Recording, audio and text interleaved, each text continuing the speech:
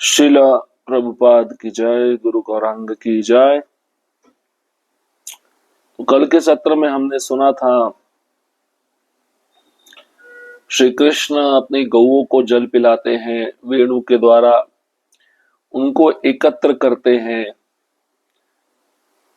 गौओं को सुखपूर्वक बिठाकर अपने बड़े भाई बलराम के साथ स्वरूप और जन शर्मा अन्य सखाओं के साथ जल क्रीड़ा करते हैं, क्योंकि कृष्ण क्रीड़ा रसज्ञ है। तो उनके मित्र जब उन पे पानी का छींटा डालते हैं, भगवान बहुत प्रसन्न होते हैं। भगवान जब यमुना के जल का छींटा अपने मित्रों पर डालते हैं, वे बड़े प्रसन्न होते हैं। और इसी बीच बीच में कृष्ण छिप जाते थे, अपने मुख को नील कमलों में ढक लेते थे। और जब मित्र देखते थे कि कृष्ण हमको नहीं दिख रहे हैं, तो वे मित्र सखा करुण क्रंदन करने लगते थे।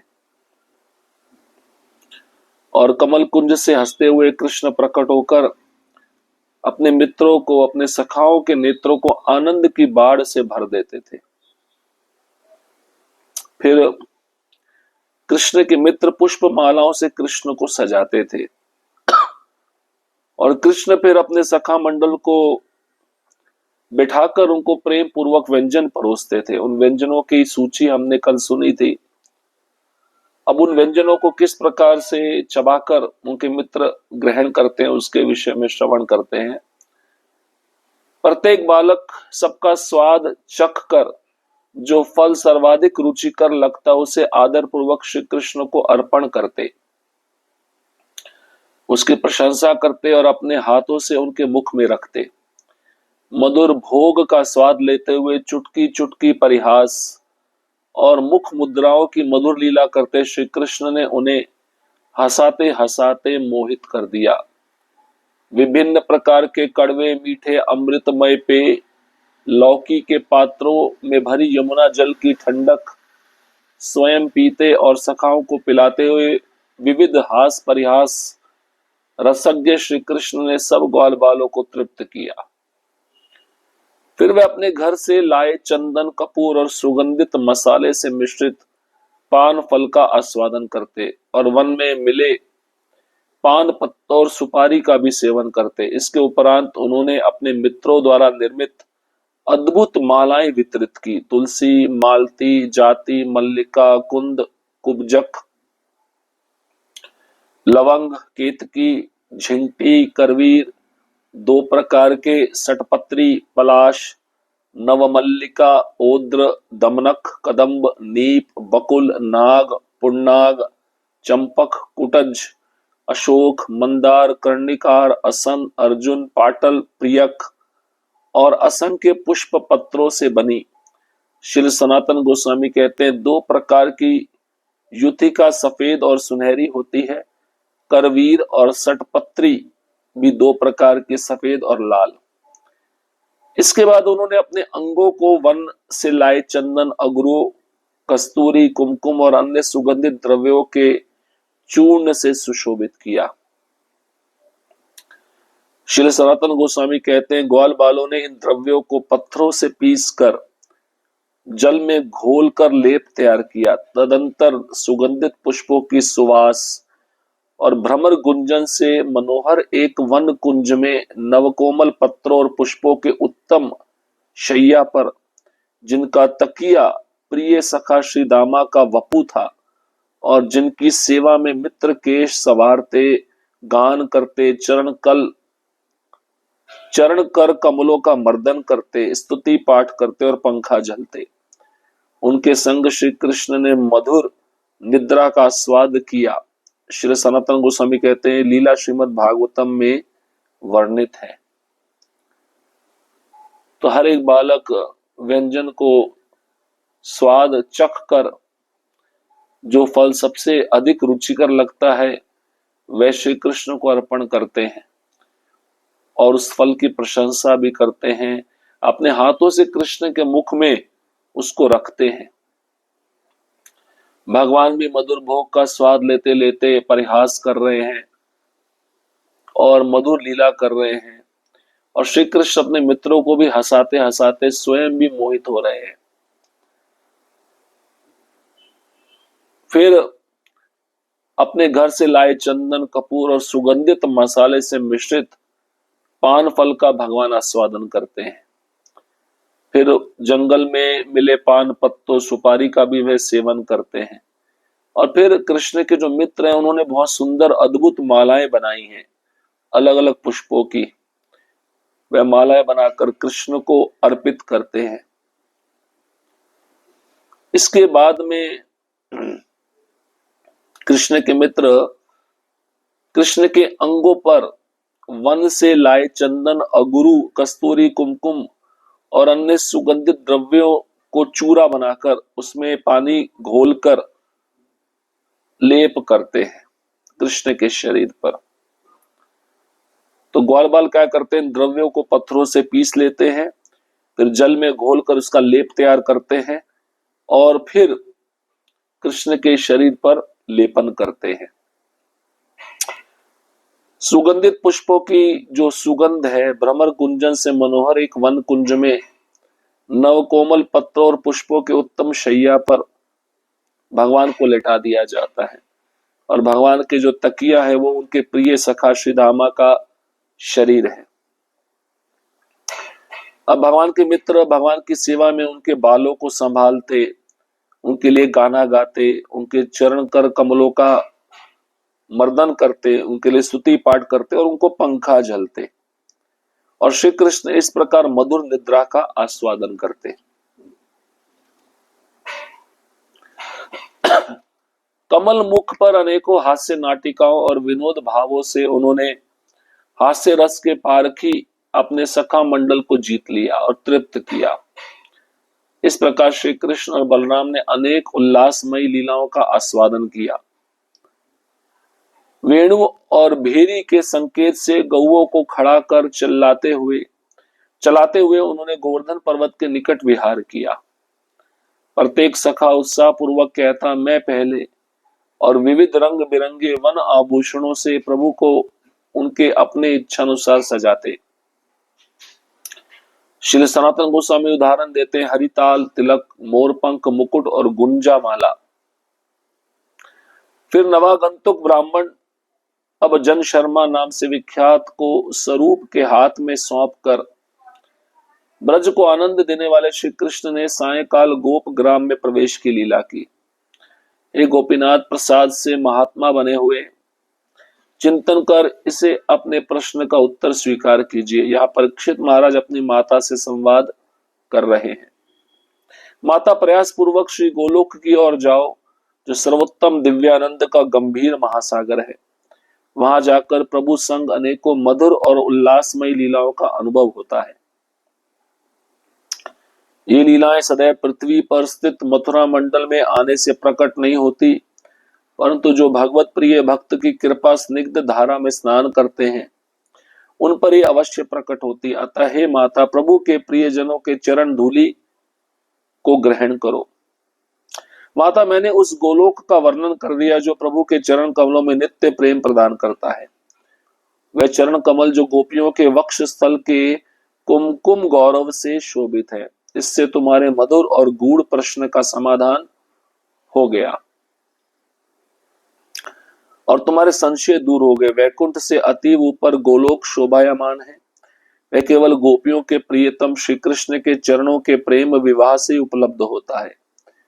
यह अप्रार्थित महाफल देता है और ध्यान करने वालों को प्रेम रत्न प्रदान करता है। अब महान ऋषियों के वे वचन सुनो जो इसका वर्णन करते हैं, जो तुम्हारे हृदय को आनंद देंगे।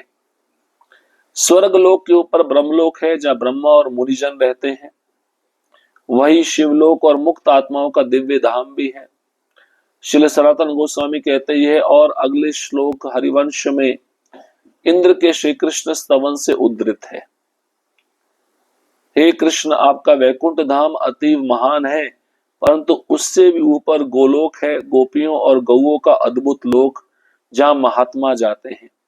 हमने ब्रह्मा जी से भी पूछा, परंतु गोलोक से ऊपर किसी धाम का कोई ज्ञान नहीं। स्वर्ग लोक पुण्यात्माओं का धाम है। ब्रह्मलोक, यहाँ इसका अर्थ वैकुंठ लोक है, तप सिद्धों का धाम है। परंतु गोलोक इन सबसे ऊपर है। हे कृष्ण, हे महात्मन, आप स्वयं गोलोक में स्थित होकर सभी को संकटों से बचाते हैं। श्री सनातन गोस्वामी कहते हैं यहाँ ब्रह्मलोक शब्द से अभिप्राय वैकुंठ लोक है। हे कुंती पुत्र, मैं अनेकों रूपों में भौतिक लोक में, दिव्य आध्यात्मिक लोक में और नित्य एवं अनंत श्री गोलोक धाम में विहार करता हूं। श्री सनातन गोस्वामी बताते हैं श्लोक स्कंद पुराण से उद्धृत है और स्वयं श्री कृष्ण ने अर्जुन से कहा है। श्री जन्मेजय बोले, हे वैष्णव श्रेष्ठ, इन श्लोकों को जो हरिवंश से लिए गए मैंने पहले वैशंपायन से सुने थे, पर अब आपसे सुनकर मेरे हृदय में नया प्रकाश छा गया है। भक्तों की महिमा कितनी अद्भुत है। श्री सनातन गोस्वामी कहते हैं यहाँ उल्लिखित श्लोक वही है जो हरिवंश से पाठ 80 से 85 में उद्धृत हुए। अब मुझे भय है कि इस रसपूर्ण वर्णन यही समाप्त न हो जाए। कृपा कर कुछ और अमृत बरसाइए जिससे मेरा हृदय प्रसन्न हो। अब देखिए यहाँ पर जो कृष्ण के मित्र हैं वो हास्य रस में कृष्ण के साथ लीला कर रहे हैं। श्री कृष्ण और बलराम अनेक उल्लासमय लीलाओं का आस्वादन कर रहे हैं। वेणु और भेरी के संकेत से गौओं को खड़ा करते हैं, चलाते हैं और उनको गोवर्धन पर्वत के निकट विहार कराते हैं।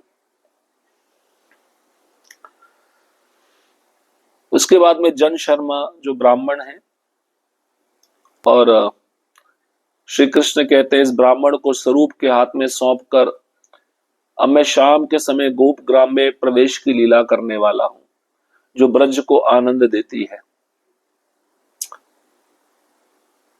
ये लीलाएं सदैव पृथ्वी पर स्थित मथुरा मंडल में आने से प्रकट नहीं होती, लेकिन जो भगवत प्रिय भक्त की कृपा स्निग्ध धारा में स्नान करता है, उनकी कृपा की याचना करता है, तब ये लीलाएं उस भक्त के समक्ष अवश्य प्रकट होती है। इसलिए महाराज परीक्षित अपनी माता उत्तरा को कहते हैं कृष्ण के प्रियजनों के चरण धूलि को ग्रहण करो। हे माता, मैंने उस गोलोक का वर्णन कर दिया जो कृष्ण के चरण कमलों में नित्य प्रेम प्रदान करता है। वैकुंठ से भी अतीव ऊपर गोलोक शोभायमान है। ये गोलोक पे गोपियां और गायें रहती हैं और ये प्रियतम श्री कृष्ण के चरणों में प्रेम विवाह से ही उपलब्ध होता है। अब वैकुंठ से ऊपर गोलोक है, इसका क्या सबूत है, इसका क्या प्रमाण है? तो बहुत सारे श्लोकों में यहाँ पे वर्णन किया गया है कि गोलोक से ऊपर कुछ नहीं है। स्वर्गलोक में कौन रहता है, ब्रह्मलोक में कौन रहता है, वैकुंठ में कौन रहता है और वैकुंठ से ऊपर गोलोक में कौन रहता है। तो खाली हम इसको पढ़ लेते हैं। वत्स, गोलोक की महिमा गाथा सुनकर तुम्हारे पिता ने अद्भुत और मधुर प्रेम से दो कथाओं से अनेक पुष्पित श्लोक गाए जो श्रुति और स्मृति का सार है और इनसे इन कथनों की पुष्टि की। ये दो कथाएं हैं श्री ब्रह्म संहिता और श्रीमद् भागवतम का 10वां स्कंद। मैं इस संसार में विचरण करते हुए इन्हीं श्लोकों का गान करता हूं और इस प्रकार अपने स्वामी के वियोग दुख से उबरता हूं। श्री सनातन गोस्वामी स्पष्ट करते हैं यहाँ दो कथाएं ब्रह्म संहिता और भागवत 10वां स्कंद है जिन्हें आगे के श्लोकों में उद्धृत किया गया है। मैं उस आदि पुरुष गोविंद का वंदन करता हूं जो अपने निज धाम गोलोक में श्रीमती राधा रानी के साथ जो उनके ही स्वरूप की प्रतिछाया है और अल्लादनी शक्ति की मूर्ति ये विहार करते हैं। उनकी सखियां जो राधा की अंग प्रत्यंग विस्तार नित्य आनंद रस में लीन है। गोलोक वृंदावन के नीचे देवी धाम, महेश धाम और हरिधाम स्थित है। ये तीनों भिन्न भिन्न ऐश्वर्यों से संपन्न है और इन्हें स्वयं आदि पुरुष गोविंद संचालित करते हैं। मैं उन्हें नमन करता हूँ। ये सारे ब्रह्म संहिता के श्लोक है। वृंदावन की गोपियां महालक्ष्मियों की भी अधीश्वरी है। वहां के एकमात्र रसिक नायक हैं स्वयं भगवान श्री कृष्ण। वहां के वृक्ष कल्प वृक्ष है, भूमि चिंतामणि मणि से बनी है, जल अमृतमय है, वार्ता गायन है, गति नृत्य है और कृष्ण के चरणों से सदा बंसी वादन होता है। वहां का हर कण आनंद प्रकाश से जगमगाता है। अतः वृंदावन ही एकमात्र रसास्वादन योग्य धाम है। गोलोक में अनगिनत गौएं नित्य अमृत धारा दूध देती है। वहां का काल नित्य और अच्युत है, वहां ना भूत है न भविष्य, न वहां क्षण भर का नाश है। ये रहस्य केवल अल्पसंख्यक आत्मज्ञानी संत ही जानते हैं।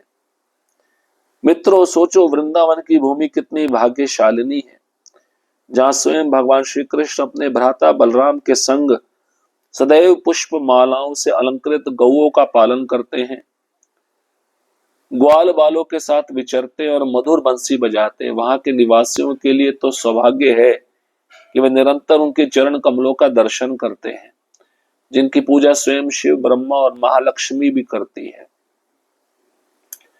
वृंदावन की गोपियां और गौए इतनी भाग्यशालिनी है कि उन्होंने आपको अपना दूध पिलाया। महायज्ञ करने वाले भी जो लक्ष्य नहीं पा सकते, उसे ये भोली गोपियां और गौए केवल भक्ति से पा लेती हैं।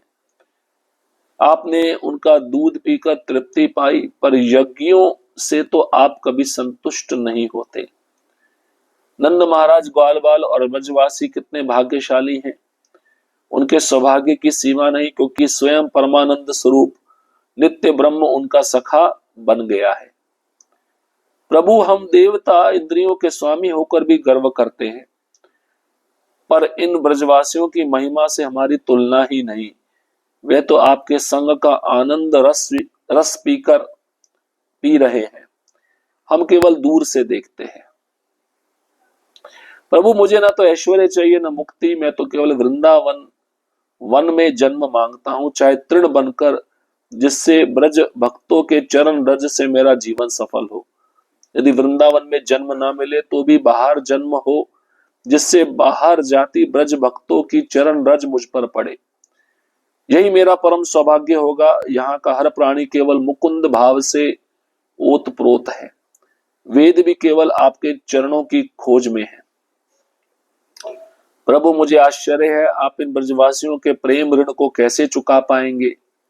आप तो इतने कृपालु हैं कि पूतना जैसी छलनी भी मां का पद पाती है, और अगासुर बकासुर जैसे असुर भी मुक्ति पाते हैं। पर ब्रजवासी तो आपको तन मन प्राण घर बार सब समर्पित कर चुके हैं, आप उनका ऋण कैसे चुका पाएंगे। तो ब्रह्म संहिता और मुख्य रूप से भागवतम के 10वें स्कंद के श्लोक हैं, जो ये प्रदर्शित कर रहे हैं कि दिव्य गोलोक वृंदावन धाम कितना श्रेष्ठ है, सब धामों से ऊपर है, और वहां पे केवल गोपियों के प्रेम के द्वारा ही पहुंचा जा सकता है। तो अन्य भी श्लोक हैं, उसको हम अगले सत्र में श्रवण करेंगे। हरे कृष्ण कृष्ण कृष्ण हरे हरे, हरे राम राम राम हरे हरे। श्रील प्रभुपाद की जय, गुरु गौरांग की जय।